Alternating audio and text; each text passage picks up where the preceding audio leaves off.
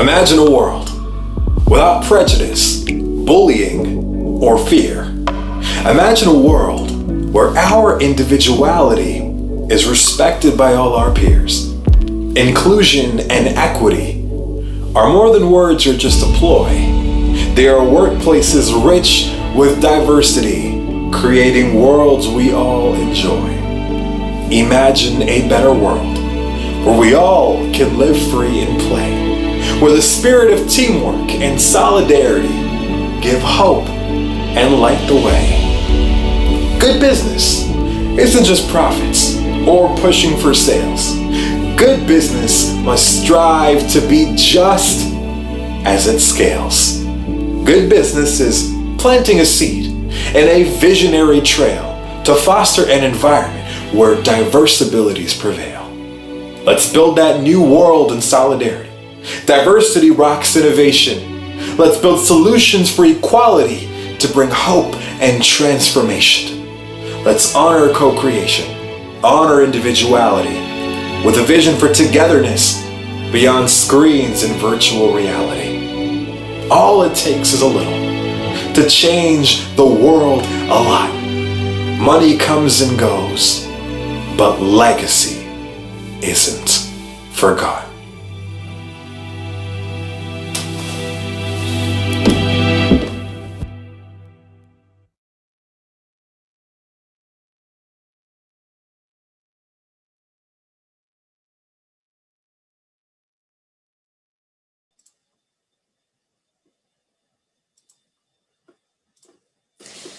Welcome to Diversity Rocks Innovation. Today we have an amazing guest who I will be introducing in a little bit, but allow me to first situate and lay the scenes. My name is Jackie Steele. I'm a longtime Canadian political scientist living and teaching here in Japan, and also the CEO and founder of Enjoy Diversity and Innovation. Today our guest is also someone who is with Enjoy Diversity and Innovation. So you're seeing Mark Bookman here on screen with me. Hello, Mark. Thank you for joining today. Hey, Jackie. Thanks for having me. We're going to have a fun discussion today. Of course, a little bit about Enjoy. We're a Japan-based global-facing business working in English and Japanese and French. And we're committed to providing fun, engaging, and evidence-based diversity, equity, inclusion, and innovation training, and also consulting supports to leaders. So, of course, Mark and I know that diversity rocks innovation, and we believe that inclusive innovation is really what we need to be building out, working with leaders, with companies, with organizations, so that innovation is really supporting equity, equality, and it really is powering our people's systems. And so this live stream is shining a spotlight on all the different individual thought partners in the Enjoy Diversity and Innovation Network. And we thought partner out loud for about an hour. We come together without our business cards, so just as sort of two human beings. And we learn from each other's experiences, our worldviews, our lived realities, our identities, and of course, all of our diversities. So today's show featuring Mark Bookman, who started out as an Enjoy thought partner, and I will give a shout out to Josh. Josh Grisdale is actually the person who brought us together last year. He had been featured on a global summit panel that I had been organizing around changing the face of inclusive diversity or inclusive leadership. And so Josh was featured there. And he, as we were talking more and more, Josh said, "Oh, really, Jackie, you really need to meet Mark. I think you and Mark are going to be two peas in a pod." And so he kept saying, I need to get you two together. So thank you to Josh for connecting us. And I must say, it's been such a pleasure in 6 short months, really, some amazing mind melds. So welcome to Diversity Rocks Innovation, Volume 11. Yoo-hoo! And Mark, today's a special day. It is. Today's a really special day. So first off, maybe we can talk about today is can I give away your age? By all means. Yes. Okay, so today is your 30th birthday. I brought it. I have the, oh, I wonder if you can see it. Oh, I wonder if you can't see it. I've got a hat. Oh, no, you can't see it. There it is. There's the hat. I don't know if it shows that, but anyhow, this is a happy birthday hat. And congratulations on, in such 30 short years, accomplishing very much. And can I call you doctor? You can, now officially. Can I? Okay, I know graduation is until June, and then sometimes people get fussy around that. But Dr. Mark Bookman, woohoo! Congratulations, Mark, who just defended his doctoral thesis as well, and is now joining the circles, and we'll be having hopefully a book soon to be published featuring all of the research you've been doing over the years to make that milestone happen. So congratulations on 2 counts, and maybe we can dive straight in and learn more about your background and how is it that you identify and sort of situate your own core identities and your own passion projects? Sure. Well, thank you so much, really, for the introduction, for the congratulatory remarks, for having me here today. So in terms of myself, I view myself professionally as a historian of disability policy and minority social movements in Japanese and transnational contexts. That research and identity comes out of my personal experiences living and working in Japan and the United States as a disabled researcher. And more specifically, as a wheelchair user with a rare muscle condition that affects around 6 people on the planet, and essentially makes my body weaker over time. Okay. So you mentioned that today is a special day, and let me kind of pick up on that note as a story into my own, or as a starting point into a story about my own identity, and kind of how I'm coming to sit here before you today. So today is my 30th birthday. I was not supposed to live past 30 days, let alone 30 years. Yeah. I was born 16 weeks early, Wow. back in 1991. My body, lengthwise, was roughly as long as my dad's wristwatch. Wow. You could fit his wedding ring around my thigh, because I was very, very, very premature, very small. And for that reason alone, since I was very young, a lot of my body did not work in the way that we might expect a young, healthy child to be able to function. So I had muscle issues. I was always very weak as a child. And because of that, for a while the doctors thought, well, okay, it's his prematurity. He'll, keep reaching a milestone. It might be a bit slower than everyone else, but otherwise he's fine. There's nothing wrong. That began to change when I was around 8. By that point in time, we realized not only was I, going slower, I was actually going in reverse. My muscles were getting weaker. So it wasn't just an issue of, being born premature. They started to tune in to realize there were some other complicating factors. Exactly. So they began to expect a number of conditions, things like muscular dystrophy. I was put through a battery of tests when I was in my 8, 9 years old time, but really it was when I was 10 that the full reality of the situation became known.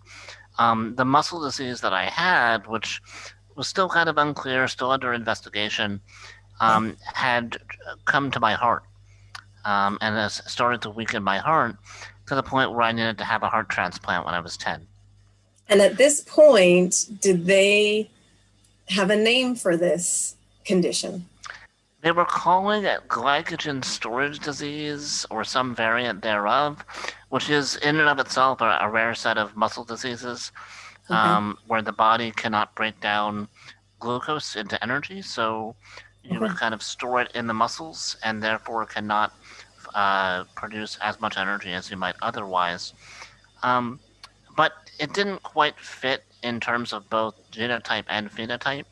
The way the disease was progressing didn't really line up with the known conditions, and it didn't really fit into genetically what they would expect to see when they do this type of diagnostic test. So it wasn't one of those conditions, but in any case, it was bad enough that my heart was affected. I had a transplant, and I had to spend really almost a year. Major for such young. 10. Obviously, although the battery of tests alone at age 8 and 9 can be fairly traumatic, right? And then to move from that to a whole heart transplant at age 10. And this my daughter's 10. My daughter's 10. That would be terrifying to live through for me as a mother too. You can imagine, right? Wow. Yeah. So terrifying. Props to my parents for making it through that. But and to you. Well, I'll say for me it was a really transformative moment, and the reason why I'm sort of singling out the heart transplant here is it made me to deal with rejection issues. My body attacking the foreign organ. I had to start taking immunosuppressive medications from that point on, which meant for almost a year I was not allowed to go outside. I was not allowed to play on the playground with my friends. I was not allowed to see people, really. You've had a whole pre-COVID experience of this, being sort of indoors with confined to not having any contamination from others. Exactly. And, as a 10, 11-year-old child, for me, that experience was certainly traumatic, but it was also transformative in the sense that it made me start to explore my identity a bit. The way that I put it, everyone else was outside on the playground. I was inside reading Kant and Hegel, trying to figure out, okay, Phyllis, like, what makes me different? Why am I going through this? What is my disability doing to my perspective? And it's roughly at this time that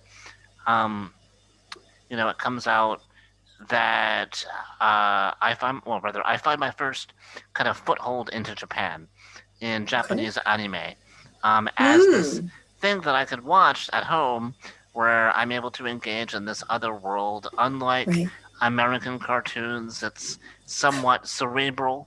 I can kind of do philosophical exploration through anime in the early 2000s that I would not have been able to do with Tom and Jerry or the Flintstones. No kidding. I mean, certainly by comparison, the surreal kind of invitations of the anime world that are so much more expansive than Saturday morning cartoons in North America. Exactly. So, from that perspective, I sort of start getting an interest in Japanese studies, or Japanese culture, I should say. Certainly not even remotely considering academia at this point, but starting down the path. And by the time that I get to high school, my body is still weak, but I'm able to walk at this point. And I decide I'm going to go to Japan. This is actually another funny story. Speaking about family dynamics, I was a junior in high school, and I had decided that I wanted to do guitar lessons over the summer. I told my dad this, and my dad said, well, you have two options. You're going to summer school and you're getting a job, but guitar is not one of them. So in response to this ultimatum, I said, you know what? I'm going to go as far away as possible. I love Japan. I'm going to apply for a scholarship and not tell him. And I'm just going to go. So it turns out I got the scholarship. Around a month or two before I have to go, he gets a random phone call from the Minister of Foreign Affairs or someone in the ministry who says, we have some questions about your son's application. We see he's disabled. Can you talk to us about that? And of course, not knowing that I applied, he's like, what is this? Like, so did you have to forge their signature to get it in? It was a recommendation letter from my high school Japanese teacher, actually, that got me the position. The co-conspirator. Yeah, exactly. I didn't have to involve them. So anyway, let's just say that my dad and I had a long talk, but I did manage to go.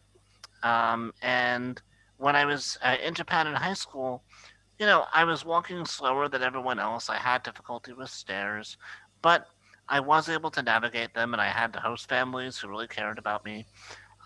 So for the most part, I wasn't really aware of the disabled experience at that point in time. I was more interested in, how do I get to play at my favorite arcade? Where is the closest bar? Because they're not going to card me. The usual concerns of a youngin'. Exactly, right? So, and you were experiencing I guess what is more of a usual, you'd survived heart transplant, and I guess as long as you were going at a little bit easier pace on your body, then you could largely experience maybe things as per usual. Yeah, so that's really what it was. Like I developed enough sort of knowledge base around who I am, what my limits were physically, what my limits were emotionally, where I could and couldn't go. Now, by the time that I was 17, I had a pretty good idea of how to navigate the world around me, or at least I thought I did. I was very arrogant and brash, as you might expect a teenager to be, but I wasn't thinking about, I wonder how a wheelchair user will get around Tokyo. I wasn't thinking because that will be useful to me in a couple of years. Right, exactly. If anything, honestly, it was the opposite. I was in denial for a very long time about my disability. Because I was getting slowly weaker over time, I didn't want to see the changes. I didn't want to think about going into a wheelchair. Because for me, that was a sort of existential dread at that point. Yeah. It's only later that I realized how much of a boon and how much of a gift being disabled would actually be for my identity. Let me talk a little bit about that. Yeah. Please When do. I got to college, I went back to Japan. I did my college in the U.S., but studied abroad again. And when I was studying abroad, this was 2012, I went in a wheelchair. I by that point could no longer. That's your second trip to Japan? Yeah. So I was able to walk a little bit, but for most of the long distance stuff, I was using a wheelchair. And I realized at that moment that even though I went via a study abroad program that coordinated all of my accommodations from my housing to my train to my in school classroom accommodations, a single step up was enough to keep me out of the bars and the places that I was going in high school. Right. And no matter what the school did, no matter what the people around me were doing, they weren't necessarily able to help me overcome all the barriers that I was facing in everyday life. At the time, I was a philosophy major. I was really interested in the sort of dynamic of what separated me as a disabled person versus someone else. So I decided to explore that alongside or through some of the courses I was taking, actually, which far from a disability studies angle, far from even necessarily like Japan angle, I was looking at Buddhism actually as I was trying to figure out what my identity was. Connecting the dots from Hegel to Kant, and then over to the Eastern traditions or the Japanese Buddhist traditions of existential thinking. Exactly. So I had on the one hand, I had these lived experiences of barriers that were inconveniences, but every inconvenience was enough to kind of get me starting to think, well, wait a minute, why am I experiencing this? Let me turn to, Kukai, this 9th century philosopher who talks about the way that different bodies are shaped and how to get to enlightenment this way or that way. And I was doing a lot of exploration. Um, I got home to the U.S. after that experience in college and decided that I had to keep this research going. I wanted to know more about, what Buddhists thought about disability, what Buddhists thought about the experiences that I was having, because again, I'd kind of been sheltered in this study abroad program where they had designed everything. I knew there was a world outside. I'd seen the barriers, but I wasn't fully immersed in them. I wasn't fully knowledgeable about them. I wanted more. During that second trip Yeah. in 2012, did you already start attempting to visit the temples and realizing that it was not so accessible to your wheelchair, or was that later? So that was my third trip, which this is a good bridge. As I mentioned, I came back home and I wanted to do more. Well, when I graduated college, I did a Fulbright grant to Japan, where I was going to study the connection between Buddhism and disability. My first trip was supposed to be at Koyasan University, which, for those listeners who don't know, imagine a pristine monastery on top of a secluded mountain in the middle of nowhere. That was basically where I was supposed to be, which, historically, secluded Buddhist monasteries are not the most accessible places for wheelchair users. And at that point in time, they were very generous. They'd offered to build me a house to be able to accommodate me. But up top the mountain? Up top the mountain. With like an elevator rise that would get you there? There was like a cable car and everything. But wow. It would not have worked for a number of reasons. Like there wasn't accessible food nearby, for instance. So I had to decline and say, okay, if I can't go there, where else can I go? I started applying to different schools. This was in 2014. So I applied to a bunch of schools in Kyoto, places, I won't name individual names, but those programs at that point in time were not legally required to provide accommodations for disabled students. So left and right, I was getting turned down. I'm sorry, we can't accommodate you. We don't have the facilities. It's not even that we don't have the desire. It's we don't have the infrastructure right now to make it happen. And I went through a list of like 7 or 8 schools, couldn't find an affiliation. And even after I did and got on the ground, I was in Tokyo. I could not find housing. I had to look at, I believe the number was roughly 270,000 apartments on uh, one of the sort of main rental sites.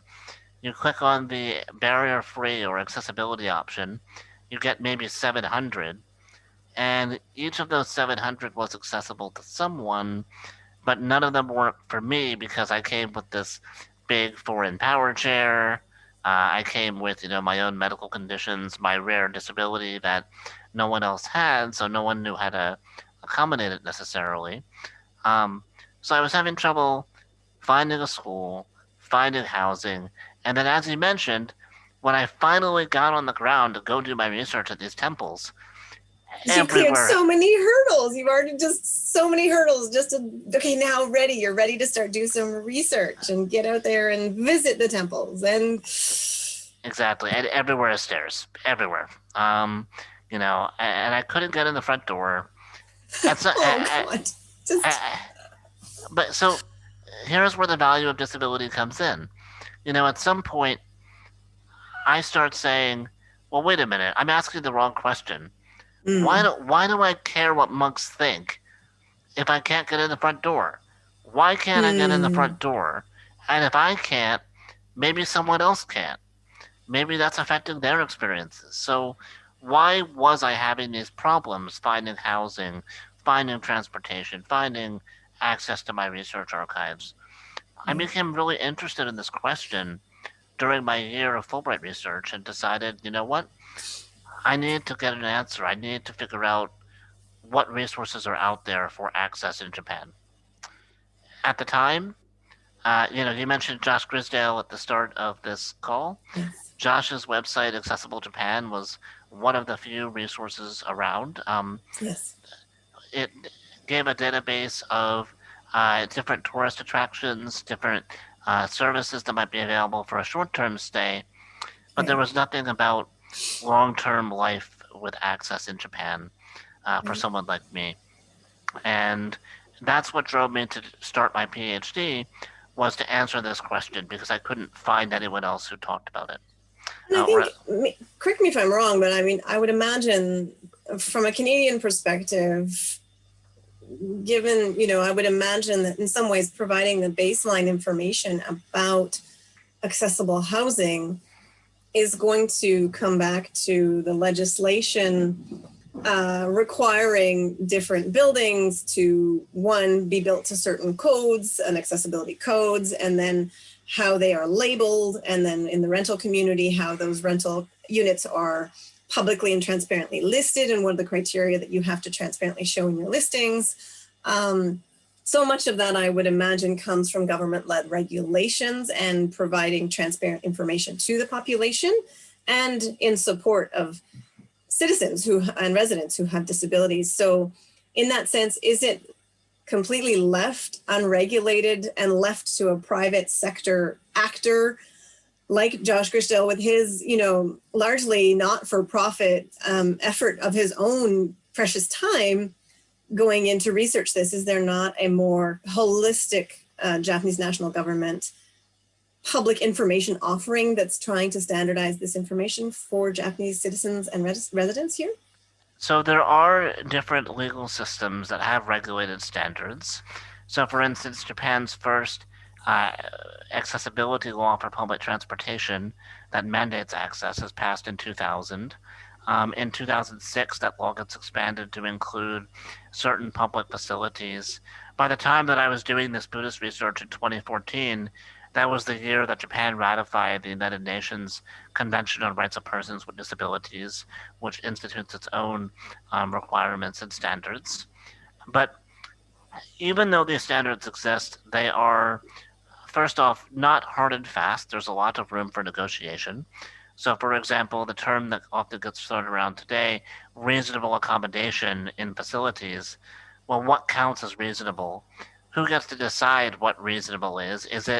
Are we building a facility for a big wheelchair or a small wheelchair? Put another way, I'll go to one of my favorite examples here just to illustrate this point. I came to Japan in a huge, huge foreign wheelchair. All the toilets were way too low. I could get onto them but could not get back off when I wanted to get into my chair. This created problems because I couldn't go outside and use facilities, really. Meanwhile, my Japanese friends who went to the US in their smaller Japanese chairs could not use the taller toilets for the exact opposite problem. So the standards are there, but who are they built for? Why are they built that way? What flexibility do they have? What accommodations do they have? Even in one space, so the bathroom, for instance, is tough. But now trying to imagine coordinating that across different parts of society. So let's say we're talking about employment for a minute. Well, if you need access to employment, just fixing the workplace is not enough. You need the educational qualifications to get that job, which means fixing the school. But fixing the school is not enough because you need access to the transit system to get there. And if the transit system is, it spirals out. So even though there was some government regulation in place, what I was experiencing was a mismatch between the government sectors in each of these spheres, the private actors who are, operating with everyone with goodwill, everyone trying to build access in a way that helps people, but not necessarily coordinated. And I was in the middle of it, trying to deal with these ambiguous and liquid understandings of what was accessible for who. Well, and I think we see that across so many different, and I mean, we've had fruitful conversations about intersectional diversity and recognizing the diversity within each social group, right? Within each identity group. And so when you talk about the diversity of wheelchair users and the diversity of wheelchairs, right? I mean, that alone, understanding and making sure that the legal framework and the guidelines are even acknowledging that there isn't just one cookie cutter definition of a wheelchair. There is this full diversity of not only the users themselves, but also the wheelchairs themselves, and then thinking that forward into the build out. And that would be the same. I mean, when I've looked at, feminist advocacy movements we're working across so many different issues. And like you say, there's so many different pieces of the puzzle that building out that ecosystem to really capture all the core elements and coordinate it through some formal recognition of those full diversities is challenging. And it takes a lot of thought leadership out of both governments and private sector and nonprofit sector, all ramming in the same direction with a more sophisticated paradigm, right? And certainly for Enjoy, we're trying to build knowledge and literacy about intersectional diversity for that purpose, because it's such a powerful tool. Yeah. But definitely, I can just imagine how then, and in Japan, and like yourself, so many individuals are in this maze of piecemeal, disparate initiatives, or in the corporate workplaces, we're seeing that as well on so many different pain points, be it gender, LGBTQ inclusion, accessibility, racial inclusion. And part of the problem you run into here, and I really encountered this during my most recent trip, my current trip to Japan, where I started as a visiting researcher at the University of Tokyo in 2018, is even if you are able to navigate all of these disparate accessibilities, and you're able to get the education and the employment and the transportation and the home care and the medical care and somehow carve together a system that works for the individual may not even be able to vocalize their problems to all of these different actors. They might not know where to start. So, if I want to fix a barrier for myself or for someone else, who do I talk to about that? Should I be talking to the government? Should I be talking to a corporate stakeholder? Should I be talking to another disability advocacy or individual or organization? Um, Figuring out who to talk to, how to talk to them, how to create an environment where those conversations can occur and people feel comfortable talking about accessibility or inaccessibility. These type of issues are extremely uh, delicate and require a lot of background knowledge, honestly. So what I came to realize through my doctoral work and through my lived experiences as an accessibility and disability consultant is there's a very long history to the reasons why Japan's access looks the way it does. There's a very long history behind the reasons why I was experiencing the particular problems that I had, and my friends in the disability community were experiencing their own problems. We mentioned intersectionality. Some groups have had power, some groups haven't. Some groups have been privileged, some groups haven't. Um, Thinking about who's in power now and what could be done to level the scales a little bit so we can create an equitable space for conversation around accessibility, around intersectionality.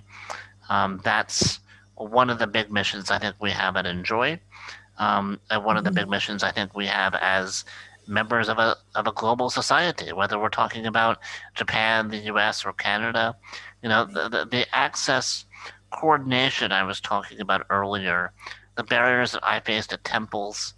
You may, if you're living in the U.S., you might be thinking about them in relation to your local church, in relation to your local school, your local, um, business, whatever it might be. There's a similar type of problem occurring in many cultures around the world right now, and not just in these different spaces. If I could highlight one thing, it's the fact that different countries' access systems affect other places as well. Right. So for instance, the technologies that Japan is building right now, let's talk about, you know, caregiving robots ahead of the Olympics. Um, these are going to get sent to Germany and change how caregiving works in Germany. And the developments from Germany are going to get sent to the U.S. And we're all kind of interlocked and helping each other um, and potentially hurting each other a little bit in the sense that if the technology doesn't necessarily match up, we're actually reinforcing barriers instead of getting rid of them. Right. And that can create some economic difficulties, that can create physical hardships, medical hardships. So one thing that we have to think about, what are the local and global implications of our actions? And how do we optimize that system? Because at the end of the day, and this is something that I really want to stress, if I can end my personal narrative and move into the sort of consulting end of here, is to say, I think if there's one thing that I've learned recently, and I'm going to pull us into the coronavirus moment because that's where we are, it's that leaving anyone behind leaves everyone behind. So right now, for a number of reasons, disabled people are being disproportionately affected by the coronavirus. People who cannot necessarily go out to get resources, whether it's because they're susceptible to infection or because they have to rely on caregivers to help them do so. For whatever reason, disabled people in a lot of cases are susceptible to infection, and when someone gets the coronavirus, then everyone's at risk, right? Well, that same logic of infection or spreading hardship or difficulty applies to every element of access making, whether we're talking about, the education system. So let's say that I need to get access to schooling to get a job. Well, if I don't get that schooling, then someone is going to have to help me navigate life in another way, and that affects their life, right? So we talk about care economies or the way that people are interlocked, working together.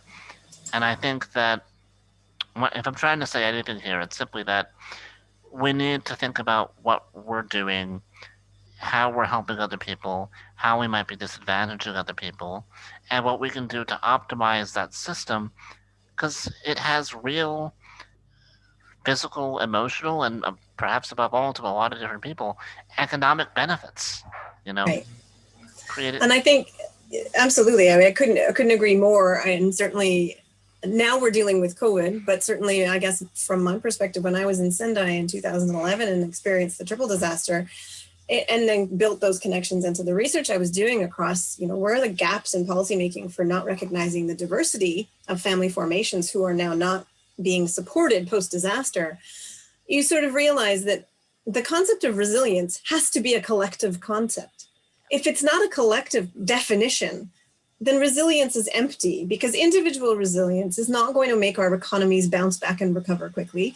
Individual resilience and survival is not going to be the key to community, revival and well-being and relations of trust across neighborhoods and families, and having a sense of normalcy again, or psychological safety within our societies and workplaces. It has to be collective.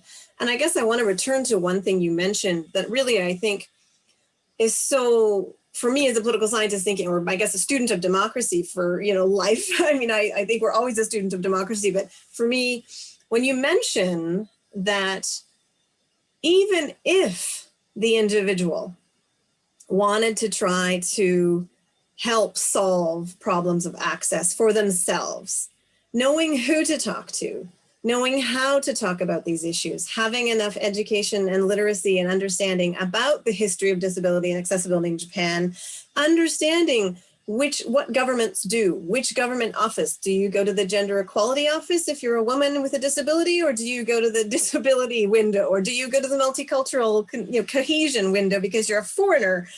And so this is where our intersectional diversities all kind of bubble down to, if governments are acting and dealing with these pieces all in silos, the foreigners go to this window, the women go to this window, and the disability community go to this window. Well, what if you're all three? Which window do you go to? And that's the very point of Kimberly Crenshaw's, pivotal work on intersectionality, of identifying that complexity of who's falling through the cracks when we make these superficial groups and identities and then think that we're only solving for one at a time in a silo from the others. They have to be thought of, and these inequalities are cross-cutting. But then to be able to even advocate, because what we're really talking about is advocacy, being able to advocate for oneself and for one's freedom and for one's liberty and one's right to equality, one's right to have access. We're all paying taxes. Why is it that I have more access than you? Right? We're all having this kind of role within society as contributing members and individuals, as residents. So then why are these chronic inequalities not being dealt with? And I find it interesting how much we take, I think, the logic of the social contract and democratic political philosophy really takes for granted that any individual can be a fully engaged citizen and do advocacy and self-represent coherently and competently and know to which government to go and speak to go and call up your city councilor and just go have that conversation and get her done. We take for granted political philosophy, right? This is one of the key gaps that I've been struggling with, is democracy itself hasn't been diversified in our theories to understand the complexities of all the different types of individual diversities and individual realities and competencies, that not everybody is a good advocate for themselves. Not everybody wants to do advocacy for themselves. So then what? Then who advocates? Where does that role go? And it could be something, I think it's interesting to think about your comment about in the United States, not being able to get access to your church based on disability and accessibility issues. That would be a core, freedom of conscience and freedom of religion issue. To be denied access, which maybe was not part of the framing of the conversation of how you were looking even at access to temples here. But how does that intersect with freedom of conscience within a free and democratic society? If you can't get access to go and preach or to go and pray or to commune with those who have a similar faith to yourself. So many of these, I guess, core issues of democratic self-government, and then thinking about who cares, who can care about these issues, and who can care enough to advocate, and then do they have the competencies to actually go do that advocacy? Because if they don't, I think about, and certainly elderly communities, and my mother's experience of caregiving for my father when he was dealing with cancer for many, many years. My mother becomes the patient advocate for my father. She's the one who now has to go engage and just nonstop make sure that access is not being denied to my father. But you need a strong advocate working for you, right? Yeah, and you're hitting on one of the key issues here, which is the burden has to go somewhere. If it's not on the marginalized individual, be they disabled or have some other sort of intersectional marginality, it's pushed onto the people who work in the communities around them or the communities around those communities. Right. It's sent around the globe. So there's always going to be some push to create access on someone. But what you said reminded me of a point that I wanted to make earlier, which is the danger of assuming that we have that knowledge. Right. The danger of assuming we know what access is or how to include people. Because the problem with that is, let's say, for example, I'll give you a case study here. Let's say we're building accessible toilets in Rwanda, and those toilets are being built by a Japanese company. Well, the Japanese company is building to Japanese standards. They bring the toilets to Rwanda, and they find out that they don't fit Rwandan wheelchairs because they're at the wrong height. Well, those toilets are essentially useless for the disabled people who might want to use them. But not only that, they give the publics around those disabled people the impression that the issue has been solved. We have access. We have these accessible toilets. We don't get to see the disabled experience. We don't get to see that inaccess necessarily. So we're reinforcing a bad behavior that then increases that burden I was talking about a minute ago somewhere down the road. By creating inaccess now, we're basically saying we'll pay more later to fix it, or Right. there's going to be big, big problems. So one of the things here is it's not enough to simply have knowledge. It has to be knowledge soon in a way that guides our behavior so that we don't have that big burden hanging over our heads 10, 20, 30 years down the road, especially in a place like Japan, where we have, the world's fastest aging population, roughly 30% over the age of 65. This is just going to keep getting to be a bigger issue. Right. Mobility issues become accessibility issues, become disability inclusion issues, right? We have, and I mean, simply thinking about, the example you've given, there's this idea that in the private sector, with all of the hype around universal design and all of that, and keeping, beta testing and agility, but beta testing for the minimum viable iteration of a product means that you're doing the strict minimum. You're not actually saying, okay, we have a product that we want to test on 50 different types of people with disabilities, because we understand that people with disabilities have diversity, and there is an internal breadth of, competencies and abilities and disabilities, diverse abilities that we need to then also beta test for. That's not necessarily what we're seeing coming out of a capitalist logic of do the strict minimum and just get it to market and test it for the average median person. And so the whole logic, right, is not even attempting to acknowledge the diversity of each of those potential user groups that they think they're designing and solving for. And the most ironic thing is that it's a losing proposition. I mean, if you think about the long-term economic benefits, it makes so much more sense to include those stakeholders from the beginning, because as we've been mentioning, the burden is going to fall on the people around them who have to make up the difference. If you can have it be accessible for a lot of people from the start, have it be something that's flexible, customizable, changeable over time, then you're actually going to be in a position to support a lot more people, both physically, emotionally, but again, economically, it just seems like the right move. So there is a conversation around, well, how did you do that? And this comes back to our earlier point. How do you get people at the table to know where to go, to know who to talk to know what to ask, to know if they can ask? This is, I think, one of the core And to be asking the right missions. questions. Yeah, exactly. So, as consultants, as academics, I think this is one of the kind of core issues that we grapple with is, well, how do you create that knowledge? How do you create that space for having conversation? And certainly, I mean, one of the core elements for Enjoy as a company that's committed to intersectional diversity as a core practice and a business model and a practice.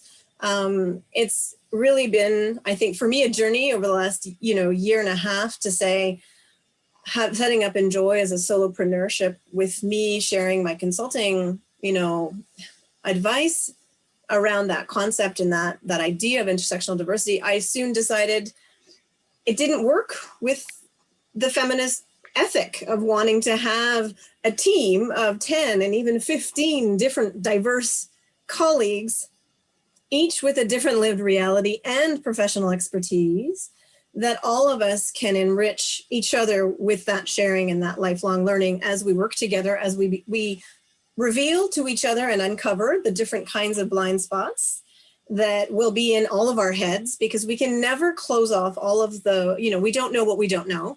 So we all bring in that depth of professional expertise, but we also bring in our lived realities so that we are thinking through, and I guess sometimes in the tech field, they call this dog fooding. If it's not going to work for the Enjoy team and all of the diversity of the Enjoy team, it's probably not going to work in a corporation, right? So we want to test what we think to be a good praxis of thinking about all of the blind spots of those complex, the complex build out of what we need to be agile around, and thinking around the maximum range of individual users or individual context and the workplace context that we're solving for to maximize equality and maximize access, so that we know how to then offer and recommend to other organizations how to do that. So it's a conversation that's constantly, it's theory, it's feminist political philosophy, it's feminist legal studies, if you will, and critical race studies brought into dialogue with queer theory, with the disability and accessibility studies that you've been pioneering in, and all of that coming together also with our individual lived realities and our professional passions for this and for this work. Exactly. I mean, just in the course of this conversation, we've narrated, my personal life history a little bit. I've spoken about philosophy a little bit. I've spoken about, the different partners I'm engaged with, from Buddhist monks to corporations to academics to, engineers. And, today I get to spend, I spend my time talking with, tomorrow I'm at the U.S. Embassy. The next day I'm at the Olympics, at the Chamber of Commerce. I'm speaking to these partners and trying to get them to see how they're part of the conversation, how the conversation could work better if they include everyone in all these different spheres. And I think one of the things that that we're doing that I'm personally really passionate about and affected by is this idea that we are combining our personal expertise with our policy expertise, with our partnerships with these different organizations and individuals to really push the dial when it comes to the conversation around access and inclusion. I mean, there's so many steps left to be taken if we're talking about disability inclusion. I'll give a little bit of history. I've been pushing it off, not wanting to go there, but I'll say, in 2016, Japan implemented its first law for the elimination of discrimination against persons with disabilities. That was 4 years ago. The following year, there was a Cabinet Office survey that said that 77% of the public didn't know that law existed.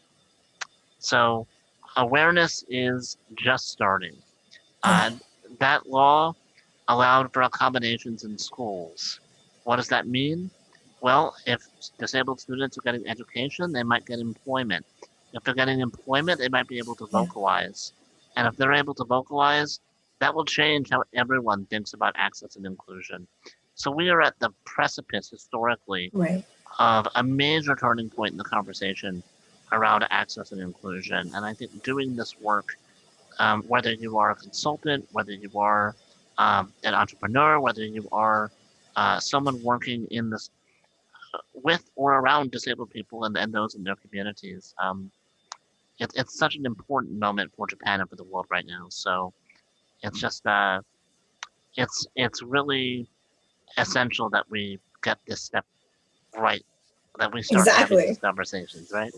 And we're going to be, of course, as a team, we're developing teaser workshops, if you will, boot camps for people who are senior leaders and middle managers and learning and development professionals, everyone in between who would be interested in having a boot camp, 3-hour workshop to sort of get their, I guess, feet wet in understanding the complexities of these issues, the opportunities, really the opportunities to build these into their systems and to think about getting it right from the beginning, because it is an economic opportunity, right? When we think about it, and helping people see that economic opportunity is, I think, part of our mandate as our team. And then also combining that with the other workshops we'll offer to help people think about why is, how do we deal with someone who might be lesbian, has a disability, and is a Japanese national and is trying to integrate a workplace environment that is homophobic and not accessible and kind of sexist towards women. Those are a lot of different issues for that one individual to champion. Having teams that understand all of those different inequalities or challenges creates empathy, and it creates potential for allyship. It creates potential for all of those different stakeholders in the company to move the dial together and build a better workplace environment for all of those different groups together. And I think that's the win-win ultimately for diversity and inclusion, and also for innovation, right? To really think forward. Innovation is exciting. Imagine like killing 5 birds with one policy option. And because you've thought outside the box about how these things are interdependent. I just think that's absolutely exciting. Now I realize maybe I'm a policy geek, but we've had so many, wonderful conversations about this, Mark, that I find so exciting. Because it's exciting innovation. Well, let me pick up on this for a sec. So let's talk about the innovation potential in real concrete terms. I mentioned COVID earlier. I'm going to come back to it. When everyone went online last spring, many people, many corporations were having such a hard time transitioning to Zoom. They didn't really know how to get us online or how to facilitate meetings. Meanwhile, members of the disabled community who do not have physical access to a lot of spaces have been using remote communications technologies like Zoom for the last 20 years. And these folks are the experts who can then use their knowledge to inform non-disabled populations' behavior, to inform the way of building better business practices. And that doesn't just mean that we're getting a disabled alternative or a disabled replacement. No, it means that we're getting norm. Exactly. For everyone. We're getting synthesis and we're getting innovation. And that innovation is profitable for both parties, disabled and non-disabled. It's interesting that you mentioned that example, because I was on a panel for women's leadership counts out of the United States. And we had one of the keynote speakers was the North American president of Itochu. And her observation was when they went, digital in North America, and they had to realize and figure out in some ways all of the different work-life balance issues and challenges that this was throwing at all of their teams who didn't know how to do team building remotely. They didn't understand, how do you separate your work and your life when you're always at work and life? It is all in one location. And of course, what they learned from that was that, of course, mothers and the parents, the active caregiving parts, staff, they were the experts in that piece of how to juggle and carve out work-life balance. But no one, when they were drafting their COVID response policy, thought to go check in with all of their working parents to say, you might have some advice on how to do this. And you're used to flex work and you're used to scheduling around homeschooling options or PTA meetings. Maybe we should bring you into the conversation because you're experts in this. And it was such an interesting and vulnerable learning that she shared on that conference that echoes exactly what you've said about how that was a learning for all staff and employees at that point. Yeah. And, again, it comes back to the intersectional possibilities, not just local to Japan, but global.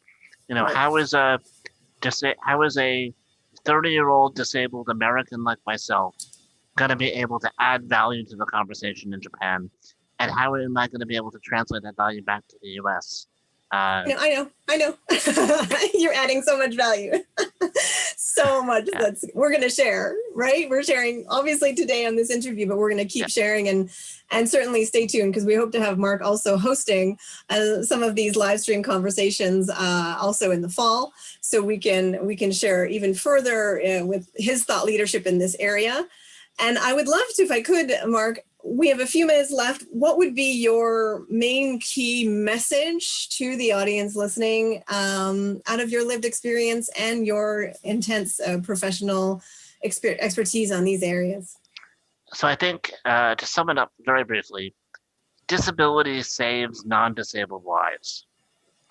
Put another way, the world that we live in, the trains that we take, the schools that we go to, the workplaces that we inhabit, the entertainment venues that we spend our time at, all of these are shaped by access.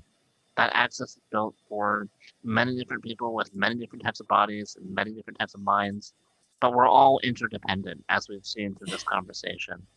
And I think that recognizing that interdependence and actively embracing it, actively starting from a disabled position, for instance, and thinking about how, wait a minute, if a wheelchair user needs access to this space, what can I do to make life easier for them and therefore myself, because I'm also embedded in that space?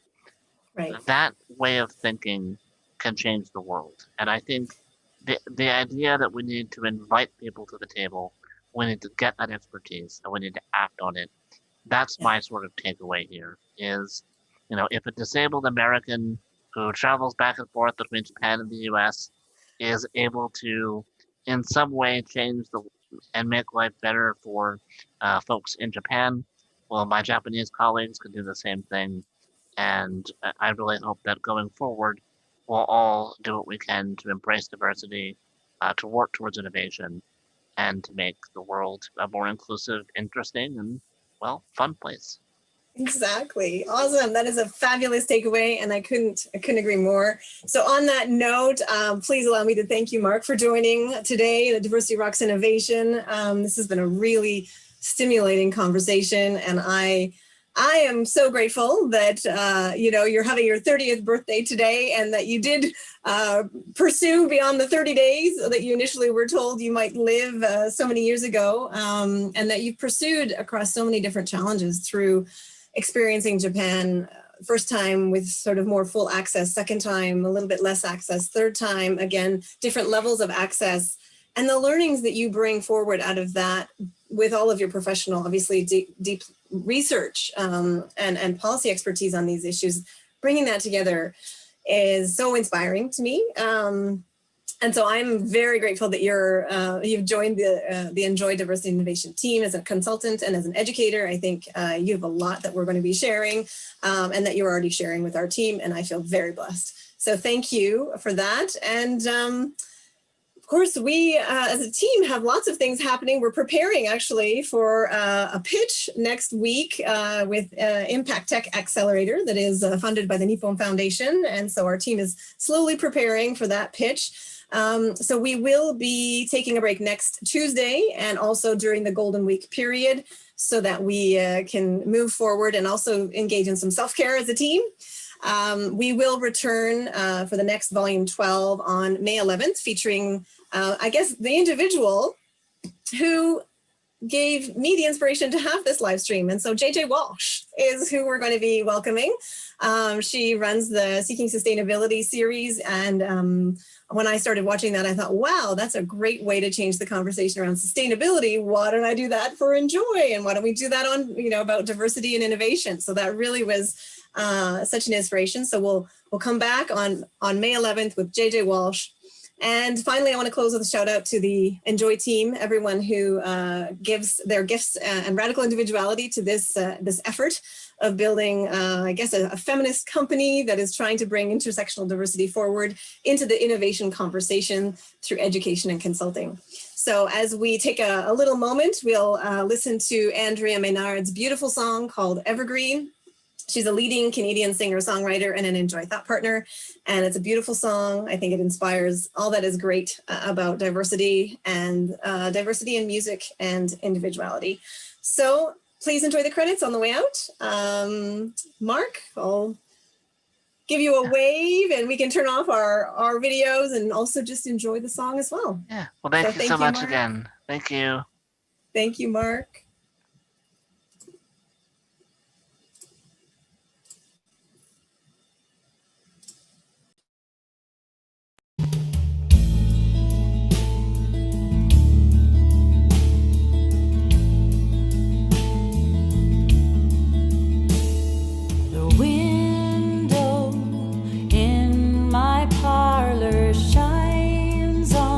My favorite chair.